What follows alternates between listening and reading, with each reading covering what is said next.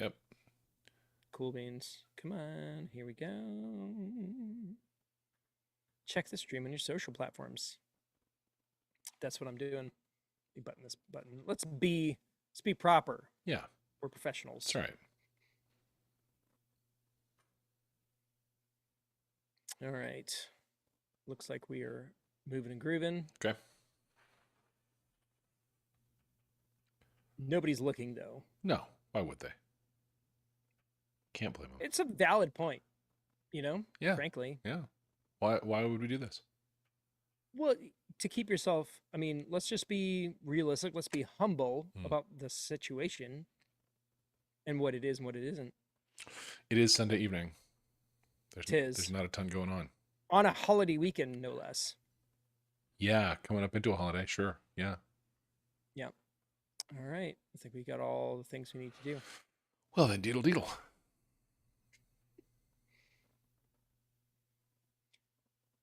And that's what Dave Hamilton smells like. What's going on, everybody? This is the Coverband Confidential Podcast, the podcast for coverband musicians and band leaders to learn how to rock more and sunglass. In Atlanta, Georgia, I'm Adam Johnson. In Greensboro, North Carolina, this is Dan Ray.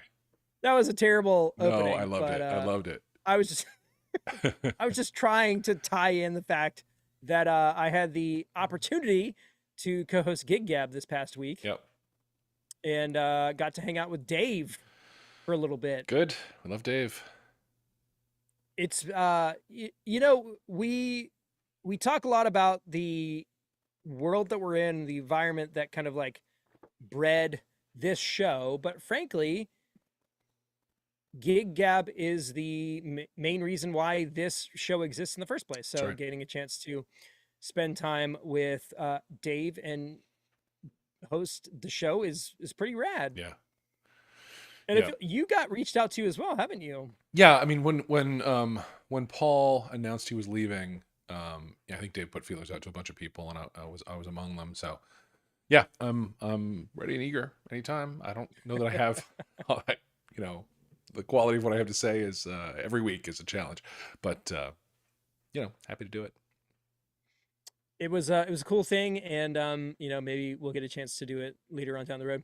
The big thing that I got an opportunity to do, and it kind of became clear when I was speaking about this on the Patreon Slack, is I got a chance to promote my ebook. Yeah. Which I don't talk about a lot. Yeah. What's that about? So at the end of last year, I had kind of put together the specifics around an ebook around creative strategy, but like strategy in general when you're trying to launch something. And I put this thing together. It's called the Band System, and I released it to no fanfare because I just frankly didn't talk a lot about it. And I guess I'm probably just trying to get over the imposter syndrome around the fact that I made a thing that is kind of outside of this particular scope, and trying to promote it to make it do something. And so Dave was really generous in the fact that he was willing to talk about it and promote it. And so I took him up on that offer, and I probably need to do that some more. So that's kind of what is going on.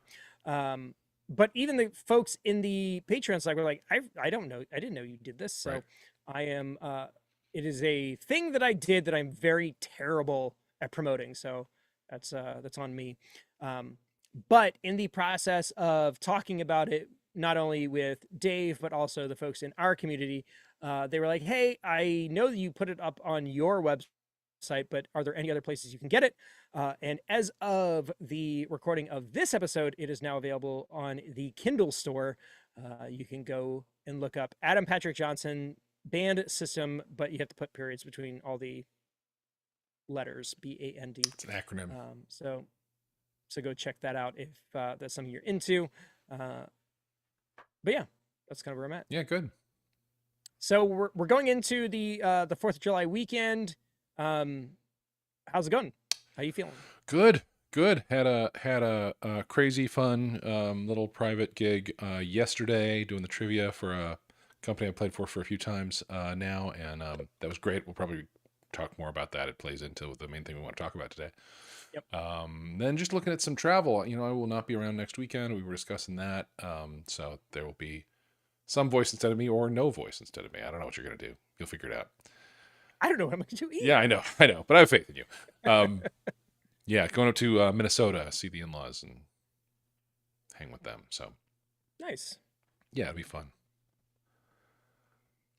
And another thing that was regarding the gig that you just did was right now it is just hotter than Oh, you know what oh my God. on the East Coast. I'm almost recovered from this gig from how hot it was. Yeah, yeah, brutal. And so we're kind of in this world where it's like, do we, do we stay proud or do we survive? Yeah, you know? yeah, And currently the thought process is like, well, if I don't want to melt during the show, maybe I need to adjust my my hard fought, standards around these kinds of things. And I was glad to see that you had decided it's like, well, it's real hot, so I'm not going to put myself through it and wear something comfortable. And I say that because as of a couple of days ago, I had booked a last minute July 4th gig, hmm and it's one of those things where I'm like in a cabana by a pool at a country club, and there's just no point in trying to gussy myself up for sure. beyond this. Yeah, I think if there's a pool So involved, it's a shorts gig, yeah, and I say that as somebody who my whole life drilled into me is you don't perform in shorts, but yeah, if it's a pool gig, you'll look weird if you're in jeans. Like nobody's gonna be there in that. fair. So you may as well just do that. Yeah, I was in my very light, quick dry shorts, and yeah, I was set myself up as much as I could to win. You got your air mover, right? Say again. Your air mover? I forgot my air mover. I forgot. Listen, here's the Ooh, thing. This is the first like hardcore summer gig I've had so far this year. So, forgot my air mover, forgot my hat, forgot my sunglasses, forgot my yikes. sunscreen. Wow. So yeah, I got back and my daughter who's 10 said, "Daddy, you look like you were crying." I was like, I wasn't crying. I just brutalized myself and my eyes and my skin. Yeah, Daddy, you look like you're I know. crying It's too. just so That's sweet. Like, brutal. yeah, yeah. Trying to take care of me. Wow. I wish I'd taken care of myself, bud. Yeah, fair. Yeah.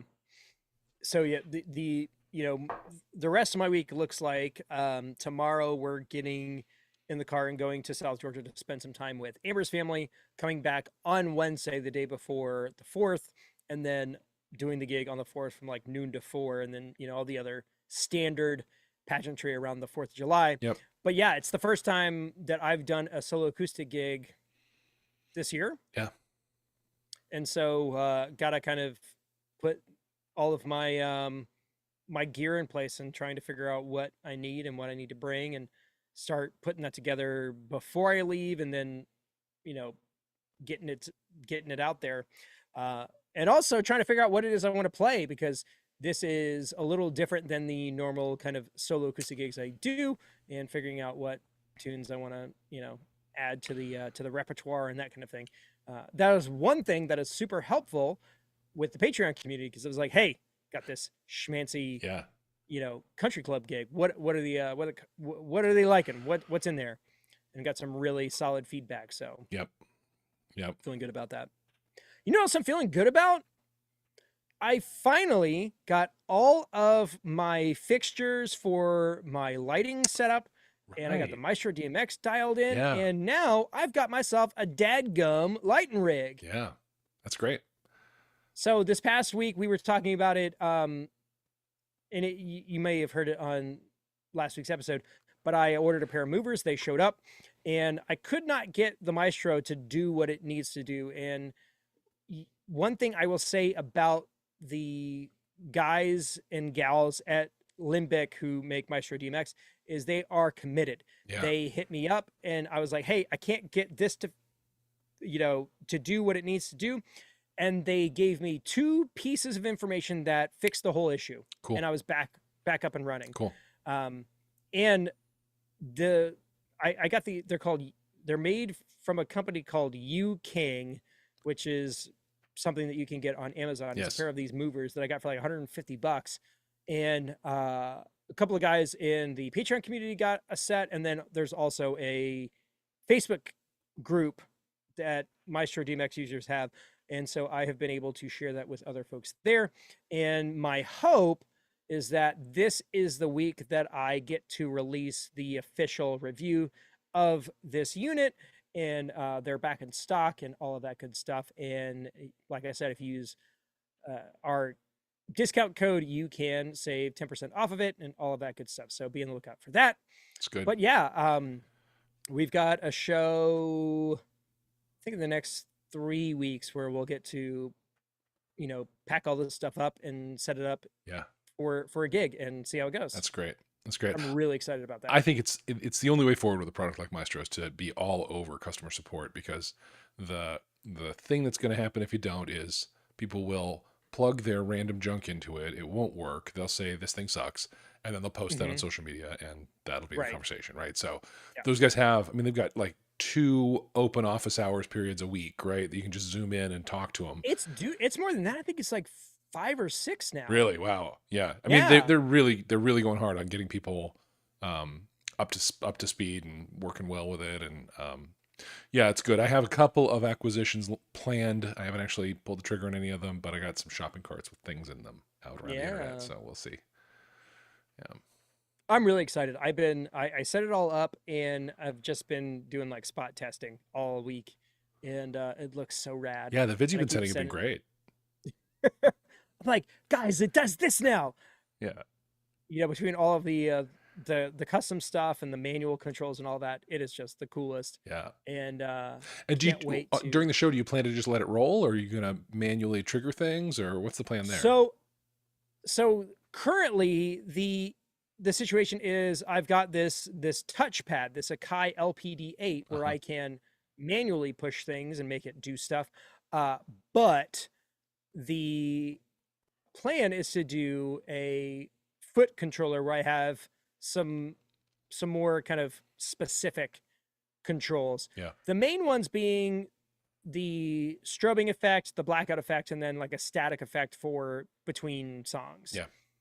So Joey, our other guitar player, gave me a MIDI foot controller, and I was like gung ho. I was like, all right, let's get this thing figured out.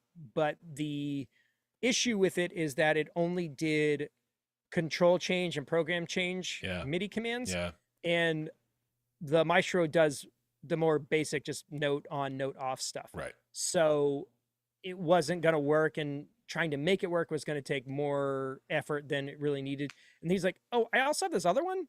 And he sent it to me, and I think it's made by Laney, and it's much more straightforward, very, very, very basic, but it will do all the things that we need it to do. And that seems like the better option. So Yeah. I think it's the route we're going. Yeah. When you got 2 devices that are like, no, configure to me, that doesn't work so well. One of them needs to be able to configure to that one. So yeah. That is the plan. And we've got a bunch of stuff coming up this month. July, I think we have 3 gigs, 2 80s and 1 90s. Nice. Maybe, I think we may have more than that. But yeah, between this month and next month, we're pretty much up to our eyeballs in work. And so Cool. that's exciting. I did up having to do some get some sub work sorted out. We had a drummer that was going to fill in for a date that had to back out. And I appreciate that. We actually had a couple of conversations around that in the Slack this week, where somebody was like, hey, this is a thing that I signed up for, but I'm not sure I can handle it. Yeah. And the transparency is really what it was about, just being like, hey, I don't know if I can do this. The drummer that we had lined up was a friend of mine who is a fantastic musician, but he's kind of working his way out of our world and doing, kind of getting into the normal, working world, and was kind of like, I said yes to you because it was you. And I was like, don't do that. Yeah. You don't need to do that. No. Like, I'll figure it out. Got a killer recommendation from a friend of mine, and we're already like good to go. It took less than 2 hours to get it sorted. Sweet. And now I'm plugged in with another drummer who I didn't know about before, who is fantastic, has all of the resources I need, and is like the right person to reach out to in the event that we need something. So Awesome. we're actually better off than we were before this whole thing presented itself. Good. But you know what we're not better off with? Reviews. We have no new reviews this week either. Yikes.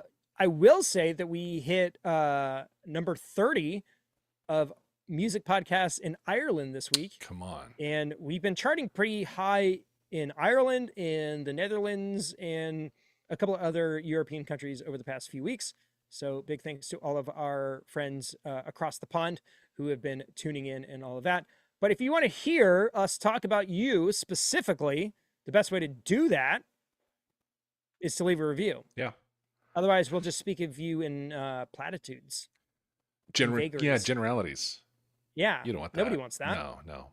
Plus, nobody. Your reviews help with discoverability. Help, That's it really bumps what it's us about. up on people's search. So, yeah. 100%.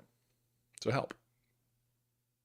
But we're okay. Like we're not. No, I mean, it's not like we're at the bottom of the search, but No. We're still like we're still the highest rated cover band podcast on the planet. Love that. And if you've previously rated us, there's no ratings police. They're not going to stop you from doing it again. That's true. Yeah. So, just let the world know how you feel. Exactly. YouTube chat review. I don't know if that's a thing, but if you want to write something nice, we'll say it. Sure. We'll say it on the show for bring sure. it. Yeah. Big thanks to Tony for chiming in on the live stream. Yeah. Better late than never, Tony. Come on. 100%. So let's get into the thing that we wanted to talk about this week. Yeah. And this is just it's a big question, but it's also kind of a small question. It's strange because it is so in the unsaid of everything we're doing. I'm not sure we've ever really even talked about it. Yeah. It was a great email. It was a great email. So this came in from Chuck. Just Chuck. The email, just Chuck is how it was. Yeah. 2 words. It was just addressed. Chuck. Yeah. So Chuck was asking a lot about last week's episode. He was specifically kind of really into what Dan was talking about around being on a stool versus standing. Yep. And then the live stream or the live acoustic solo karaoke. Man, everybody wants to know about this. I know. Yeah. You really need to get it out there and start sharing right. what you know, because this is clearly a thing that well, I've been thinking folks want to know about. Here's what I'm thinking about. I did, of course, register the domain name liveacoustickaraoke.com Hey. about like building a franchise model around it. Because I have a set list or a song list that's big enough that a player could probably find a couple hundred songs that they know. And I got a tech system for people to use. So I have a vague thoughts about building a business around it at some point. But yeah, up until then, free advice is available from me. Coverbandconfidential@gmail.com Yeah. if you want to know more about the potential business prop that Dan's got going on. There you go. Looking for early investors. Yes. Or I guess pilot program beta testers. Franchisees. Yes. There you go. All of those words as well. Yeah. Businessy words. But so in Chuck's email, he mentioned Dan being on a stool, Dan's solo acoustic karaoke, but then he dropped this particular paragraph, So and it was good. just So good. too good not to talk about. And he goes, I feel like you might have addressed this in an earlier episode. Why do we do this? Gigs like last night's make me question what the heck I'm doing it out there for. Or eggplant. Yeah. Gigs like last night's make me question what the heck I'm out here for. Yeah. I'm not an artiste. I'm a covers guy. I don't feel like the world needs to hear what I have to say, and I like the money, but I don't need it. Parentheses, I just spend it on more gear anyways. Yeah. I guess it's because the good gigs can be really good. Love the show. Keep up the good work. Just Chuck. But, I mean, it really gets to the crux of Yeah. everything, really. Yeah. Why do we do this? Why? What do we subject ourselves to? Yeah. And there's every reason for us not to do this, to be clear. Oh yeah. The world did not wake up and say, you have to do this. I mean, not only that, but like what you and I are doing right now, why? like providing Yeah. input, Oh my God. opinions Yeah. about this work. Yeah. Nobody asked for that. No. Nobody. No. Yeah. And then what it takes to do it. I mean, you know, Chuck's gig last night, mine yesterday, you know, it's like, I'm going to stand in the sun unprepared. That's on me. But for however long it is, in that case, it was an hour and a half, because that's about how long the trivia, people have attention span about that for the trivia I've found. You know, this particular group that I do it for, I'm going to say some things here, and I just want that to be heard in the context of I love them very much. I love them very much. It's my third private party with them. I've become a tradition at their parties. Like, they're great. But man, are they a lot. And the way the trivia works is like they ring an instrument to get my attention, and